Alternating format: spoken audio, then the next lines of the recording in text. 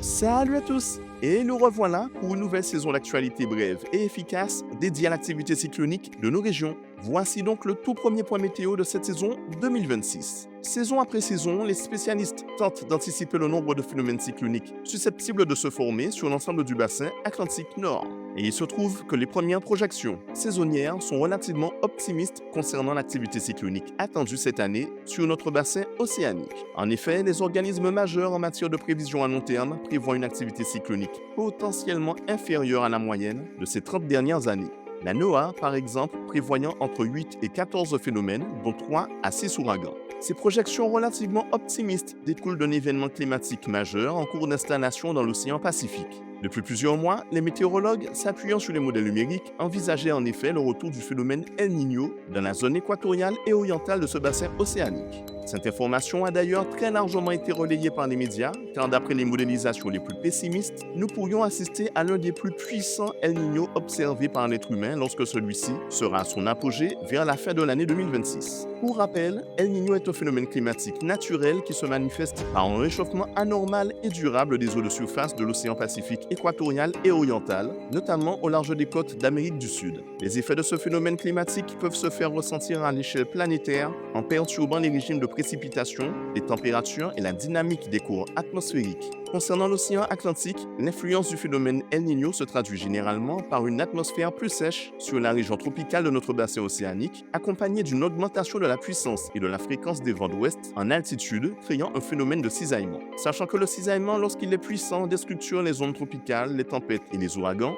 une réduction de l'activité cyclonique dans notre bassin océanique est donc normalement attendue cette saison.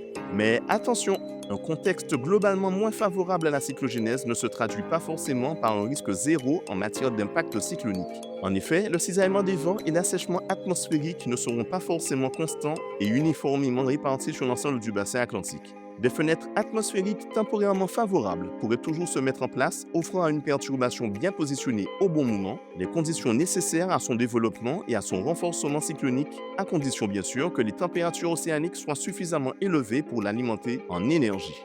Il se trouve qu'au moment de la rédaction de ce bulletin, la région subtropicale de l'océan Atlantique affichait déjà des températures supérieures au normal de saison. En revanche, les eaux de surface situées entre l'Afrique et les Petites Antilles demeurent plus fraîches que la normale pour cette période de l'année. L'évolution des anomalies de température dans cette région de l'océan, ainsi que la fréquence et l'intensité des épisodes de brume de sable, seront donc à suivre pour nos îles, car elles influenceront grandement le degré d'activité cyclonique pour nos territoires.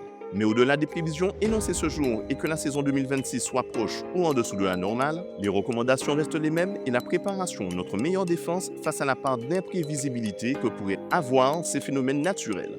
Comme chaque année, l'association ouragan.com met d'ailleurs à disposition d'excellentes ressources pratiques et informatives à cet effet. Ressources que vous pouvez consulter sur leurs différentes plateformes.